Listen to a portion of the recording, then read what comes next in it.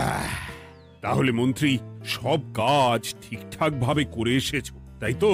আগে মহারাজ, আমি কোন কাজটা ঠিকঠাক করে করি না আপনি বলুন। আমি শুধু আপনাকে ওই কোষাগার থেকে মোহর সরানোর কাজটাই খুব ভালোভাবে করতে দেখেছি মন্ত্রী মশাই। আর বাকি সব কাজে তো আপনি লবডঙ্কা। গোপাল, মুখ সামলে কথা বলো, হ্যাঁ? বেশি বাড়াবাড়ি করো না। কি বলতে চাইছেন মন্ত্রী মশাই? বাড়াবাড়ি করলে মারামারি হয়ে যাবে? আচ্ছা, হয়েছে হয়েছে, অনেক হয়েছে, সকলে এইবারে থামো। ঝগড়াঝাটি বন্ধ হোক, এমনিতেই খুব গরম। বলছি কি, যা গরম পড়েছে এইখানে তো থাকাটাই দায় হয়ে যাচ্ছে। উফ, আর যে পেরে উঠছি না। মনে হয় আপাতত এখান থেকে কদিনের জন্যে। মহারাজ, বাইরে রাজ্যের প্রজারা জড়ো হয়েছে, সকলে মিলে বিক্ষোভ করছে। একবার একবার শিগগির আসুন মহারাজ, নইলে সাংঘাতিক কিছু একটা ঘটে যাবে। কি হলো? আবারও কোনো সমস্যা হলো নাকি? আমাদের রাজ্যের প্রজারা তো যথেষ্ট বোঝদার, তারা তো এমনি এমনি ঝামেলা ঝঞ্ঝাট সৃষ্টি করার মানুষ নয়। গোপাল, চলো গিয়ে দেখি।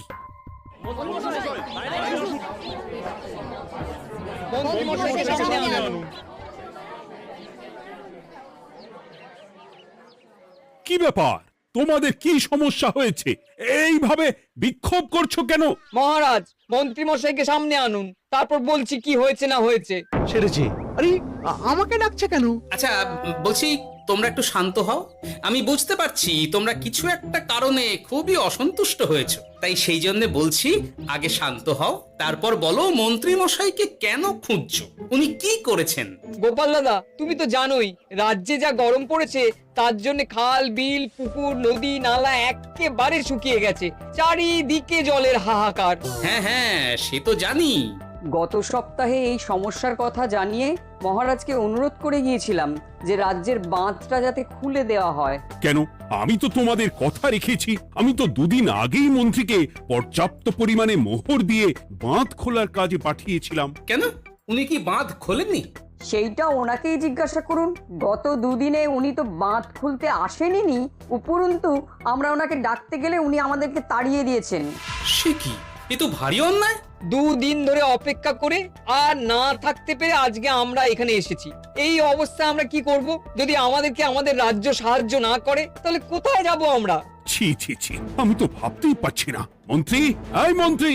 মহারাজ, মন্ত্রী মশাইয়ের ব্যাপারটা পরে দেখে নিচ্ছি, আগে এদেরকে শান্ত করেই চলুন। মনে রাখবেন, প্রজারা একবার বিপক্ষে চলে গেলে কিন্তু খুব মুশকিল হয়ে যাবে। শোনো সকলে, তোমরা আজকের দিনটা একটু কষ্ট করো। আমি কথা দিচ্ছি, কাল সকাল হলেই বাঁধ খোলার ব্যবস্থা করব, ঠিক আছে? ঠিক কথা বলেছো তো গোপাল দাদা। দাদা বলে যখন ডাকো, তখন দেখো এই দাদা তার ভাইদের কিছুতেই নিরাশ করবে না। শুধু আজকের দিনটা একটু চেয়ে নিচ্ছি, ব্যাস। ঠিক আছে, আজকে আমরা চলে যাচ্ছি, কিন্তু কালকে কিছু না হলেই। কোনো কিন্তুরই জায়গায় নেই পুঁটির বাবা। আর তোমরা রাগ করো না। চিন্তা করো না, সকাল হলেই সাঙ্গ পাঙ্গ নিয়ে আমি বাঁধ খোলার কাজে নেমে যাব।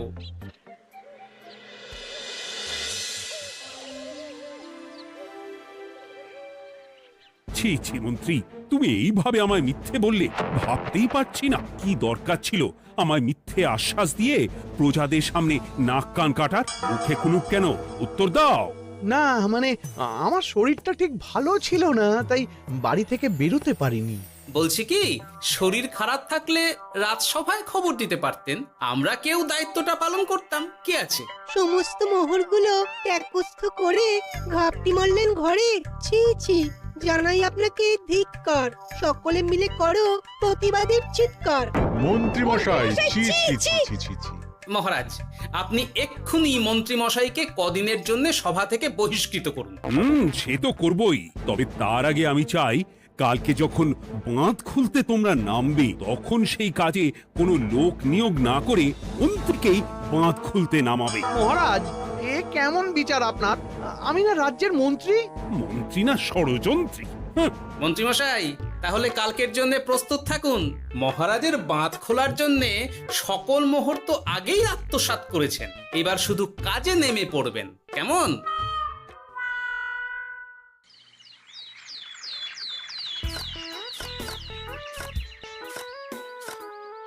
ওহ গোপাল, এইবারে ছেড়ে দাও, আর পাচ্ছি না।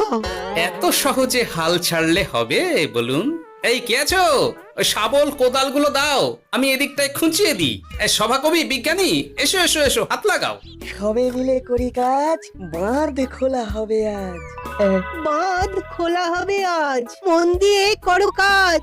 একদম, হাত লাগাও, জোর লাগাও। গোপাল দাদা, সভাকবি, বিজ্ঞানী দাদা আর আর বাকি দাদা ভাইরা আসুন আসুন, সকলে একটু শরবত খান। আমাকেও একটু শরবত দাও। মোহরগুলো খেয়েও তৃষ্ণা মেটেনি বুঝি? হুম হুম। বাঁধ এক্ষুনি খুলবে, প্রজাদের সব জ্বালা জুড়বে। বাঁধ খুলে গেছে। আমাকে বাঁচাও, আমাকে বাঁচাও। কোনো সময় ভুল করলে নিজেই সেই ভুল শুধরে আবার ফিরতে হয়। আপনিও তাই করুন মন্ত্রী মশাই, নিজে নিজেই উঠে আসুন। চলো সকলে। গোপাল, তুমি তোমার সাথীদের নিয়ে যা করলে সত্যি ভাবাই যায় না। মহারাজ, নিজেদের রাজ্যের সমস্যায় নিজেরাই কোমর বেঁধে নেমে সমস্যার সমাধান করেছি, পরিস্থিতি মোকাবিলা করেছি। এর জন্যে আপনি এমন করে বলবেন না। ওহ, তোমরা না থাকলে যে কি হতো। মহারাজ, আমরা আছি তো, এত ভাববেন না আপনি। আপনি বরং আমাদের সকলের জন্য কিছু খাবারের ব্যবস্থা করুন, খুব খিদে পেয়ে গেছে। হ্যাঁ, নিশ্চয়ই নিশ্চয়ই। তোমরা সকলে ভিতরে এসো, হাত পা ধুয়ে নাও। ততক্ষণে আমি রানীকে আহারের ব্যবস্থা করতে বলছি।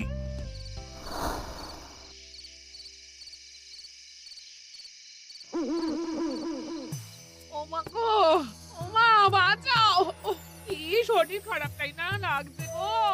একে গিন্নি, বাবারে, কি হয়েছেটা কি?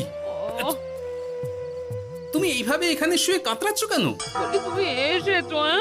হ্যাঁ, এই তো আমি চলে এসেছি। কি হয়েছে গিন্নি? তোমার কোথায় কষ্ট হচ্ছে? গরমে হাঁসফাঁস করছি গো, পারছি না। রান্না করতে গিয়ে খুব বাজে অবস্থা হয়ে গেছে গো, এই থেকে এইখানে পড়ে পড়ে গড়াচ্ছি। ওহ, ঠিক আছে, আজ আর রান্না করতে হবে না গিন্নি, আমি রাজবাড়ি থেকে খেয়ে এসেছি। বাহ, নিজে খেয়ে এসেছো বলে আর রান্না করতে হবে না বলে দিলে? এদিকে রাত্রে আমি খাবো কি, সে খেয়াল আছে? হ্যাঁ হ্যাঁ, খেয়াল আছে, খেয়াল আছে। যাও, আমার জন্য রান্না চাপাও আর একটু জল দাও। দেখো, এত গরম পড়ে কৃষ্ণনগরের অবস্থা শোচনীয় হয়ে গেছে। বয়স্ক লোকেরা কোনো কাজই করতে পারছে না। সত্যি তো, এই গরমে রান্না করাটা খুবই কঠিন গিন্নি। কি বললে? আমি বয়স্ক লোক? আমার বয়স হয়ে গেছে, তাহলে নিজে কি? এই না না গিন্নি, আমি তোমায় কিছু বলিনি। আমি গোটা কৃষ্ণনগরের সাধারণ বয়স্কাদের উদ্দেশ্যেই কথাটা বললাম। তোমার তো বয়স হয়েছে বলে মনেই হয় না গিন্নি। ও তাই বলো?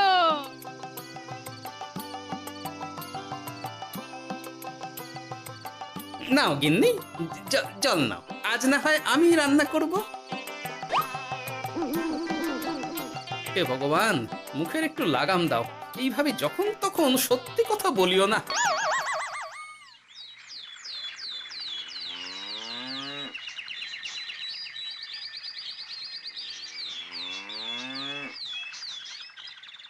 গোপাল দাদা, ও গোপাল দাদা, একবারটি বাইরে এসো। মহারাজ জরুরি তলব করেছেন। আবার কি হলো? গোপাল দাদা, গিন্নি, একবার ও বাইরে গোপাল গিয়ে দাদা। দেখে আসি, বুঝলে? পেয়াদা এসে অনেকক্ষণ থেকে ডাকছে। ও, গোপাল দাদা, আচ্ছা গিয়ে গোপাল দেখো। দাদা। ও গোপাল দাদা, গোপাল দাদা, ও গোপাল দাদা। আরে তুমি এক্ষুনি একবার প্রাসাদে চলো, রানীমার খুব শরীর খারাপ করেছে। মহারাজ তোমাকে খবর দিতে বললেন। ঠিক আছে, তুমি যাও, আমি আসছি।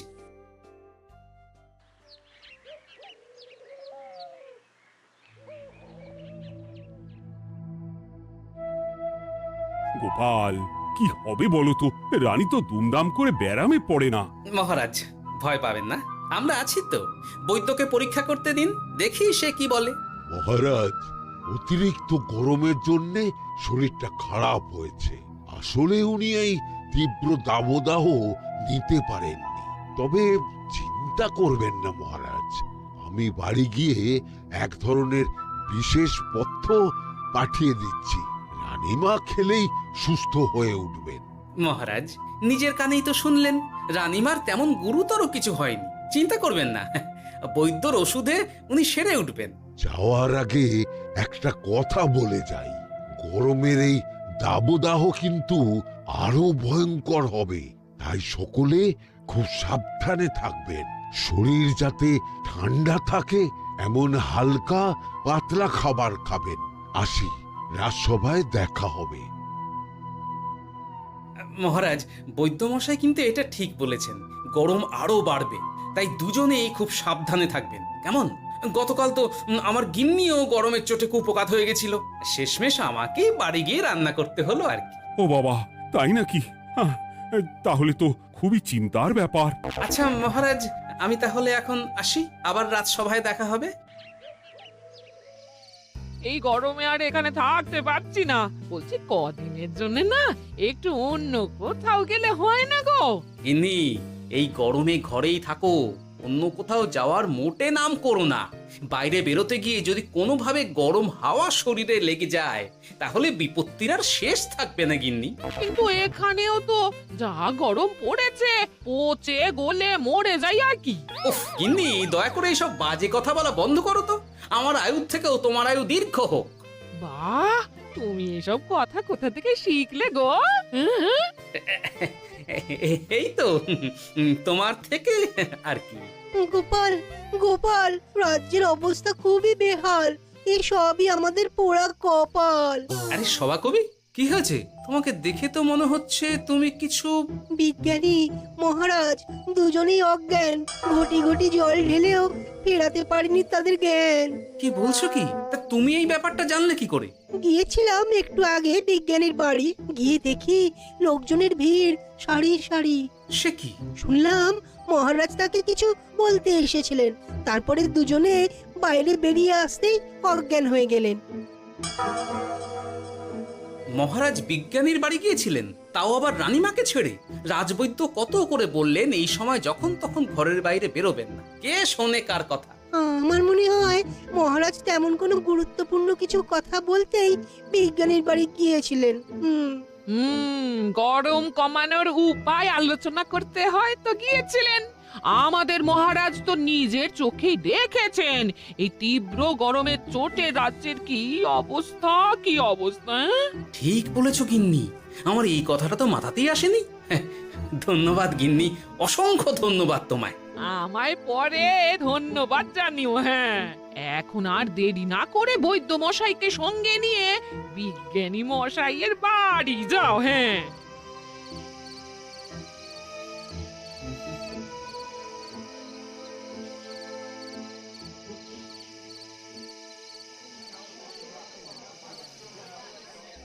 কি বুঝছেন বৈদ্যমশাই? খুব একটা ভালো কিছু বুঝছি না গোপাল। দেখো, সত্যি বলতে ওই কৃষ্ণনগরের অবস্থা খুবই বাজে, তাই এখানকার মানুষেরা একে একে অসুস্থ হয়ে পড়ছে। বাইরের অবস্থাটাও তো ভালো নয়, বুঝতেই পারছো। এখন সান্ধ্যকালীন হাওয়াতেও গরমের তাত রয়েছে। দেখুন, রাজ্যের যা অবস্থা তাতে যদি রাজ্যের মাথা থেকে সমস্ত প্রশাসনিক প্রধানরাই অসুস্থ হয়ে পড়েন তাহলে তো ভীষণ বিপদ। সে তো বটেই, এই জন্যেই আমি বলি কি, মহারাজ সহ সকল সভাসদেরা এই রাজ্য ছেড়ে কদিনের জন্য পাহাড়ি কোনো এক জায়গায় গিয়ে থাকুন, পরিবার নিয়েই যান। দেখুন, আগে নিজেরা বাঁচলে তবে তো রাজ্যবাসীকে ভালো রাখতে পারবেন, তাই না? কথাটা কিন্তু মন্দ বলেনি বৈদ্য। গোপাল, এই গোপাল, তুমি পাহাড়ে যাওয়ার ব্যবস্থা করো। এইখানে আর কিছুদিন থাকলে মরেই যাব। হ্যাঁ গোপাল, আমারও তাই মত। এক্ষুনি যা শরীরে ক্লান্তি এসেছে, আর কদিন এইখানে থাকলে মরেই যাব। মহারাজের অনুরোধে গরম কমানোর কোনো ব্যবস্থাও তো করতে পারলাম না, বাইরে বেরোনো মাত্রই দুজনে মূর্ছা গেলাম। বাবা, ঠিক আছে, বুঝেছি। মহারাজ, আপনি আর এই ব্যাপারটা নিয়ে বেশি ভাববেন না। বিজ্ঞানী, তুমি আর বেশি কথা বলো না, আমি পাহাড়ে যাওয়ার ব্যবস্থা করছি। আমরা রাজসভা সকলে সপরিবারে যাব। অনেক কাজ হয়েছে, এখন কিছুদিন আমাদের বিশ্রাম দরকার।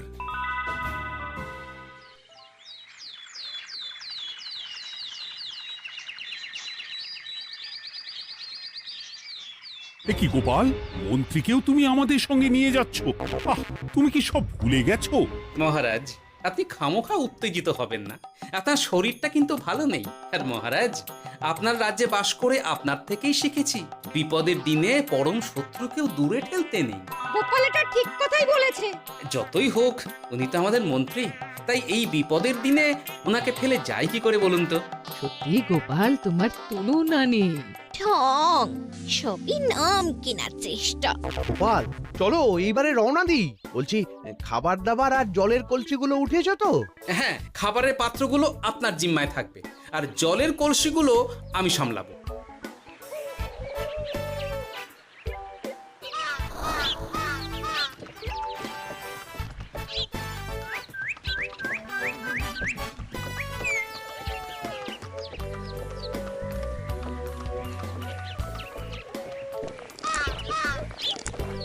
কি গো, তুমি খাবার ছেড়ে শুধুই জল খাচ্ছ? ওদিকে মন্ত্রী মশাই যে সব খাবার একাই সাবার করে দিলে না? ভালোই তো, থাক না। এরপরে বড় বাইরে যেতে হলে বুঝবে। আমি তো ওই জন্যই নিজের জিম্মায় শুধুমাত্র জল নিয়েছি। দেখো, জল খেলে ছোট বাইরে যাওয়ার দরকার হলে চলে যেতে পারবো, কিন্তু বড় বাইরে যাওয়ার দরকার হলে তো যেখানে সেখানে যেতে পারবো না। তাই জলই সই। কিন্তু সবার জল যদি তুমি একাই শেষ করে দিলে তাহলে? এই রে, এটা তো ঠিক বলেছো গিন্নি। পথে ঘাটে কোনো পানীয় জলের পুকুর বা কুয়ো দেখলে জল ভরে নিতে হবে, বুঝলে?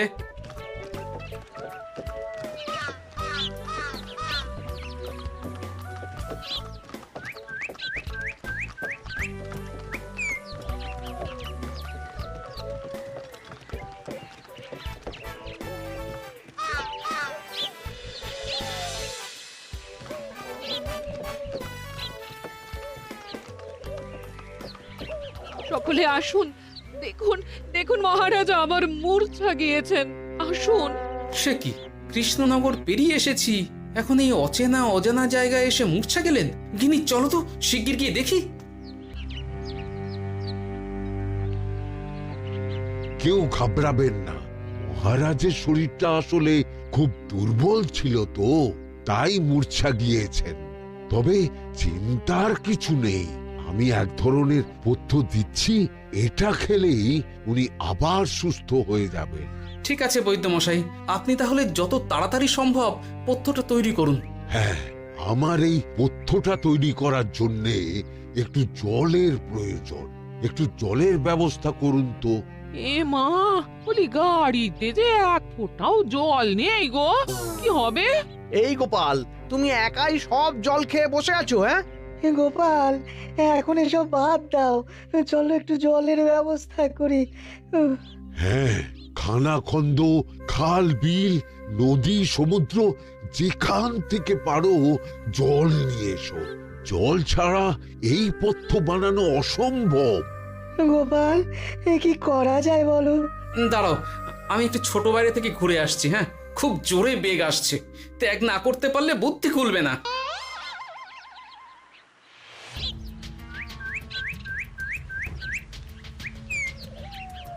ওদিকে একটা পাত কুয়ো দেখতে পাচ্ছি মনে হচ্ছে।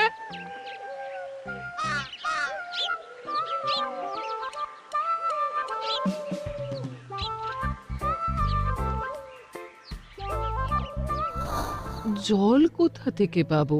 তবে কি জলের অভাবে আজকে মহারাজ সুস্থ হতে পারবেন না? রানীমা, ব্যাকুল হবেন না, আমি আমি আছি তো। আমি থাকতে কিচ্ছু অঘটন ঘটবে না। সকলে শুনুন, বিশেষত মহিলাদের বলছি, আপনারা সকলে নিজেদের কাছে যত শাড়ি আছে সেই প্রত্যেকটা শাড়ি আমাকে দিন। আমি শাড়ি জুড়ে জুড়ে লম্বা রশ্মি বানাবো, তারপর সেই রশ্মিতে বালতি ঝুলিয়ে জল তুলব। দয়া করে কেউ দেরি করবেন না।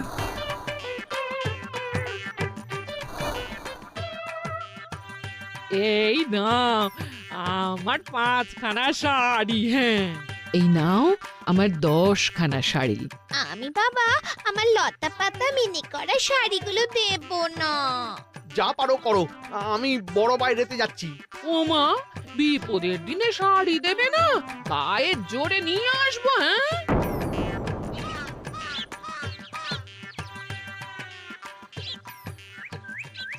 এ বাবা, এখনো কিছুটা কাপড় লাগবে তো। যা গভীর পাতকুয়া, সবার সব শাড়ি তো কাজে লাগিয়ে দিয়েছি, এখন কি হবে? আরে ওই তো কার একটা ঝোপের কাছে ধুতি পড়ে রয়েছে, যাই ওইটাই নিয়ে নি। এই গোপাল গোপাল, আরে করো কি ওটা তো আমার ধুতি। আরে আরে আমি এই ঝোপে বড় বাইরের জন্য এসেছি। আরে মন্ত্রী মশাই, বড় বাইরে করার সময় অযথা অন্যদিকে মন দেবেন না, তাহলে পেট সাফা হবে না।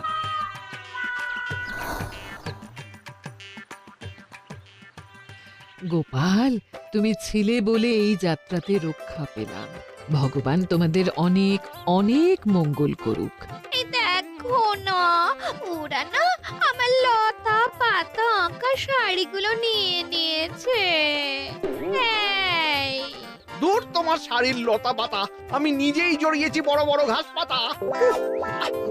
কিছু করছে রে, দূর ছাতা দূর।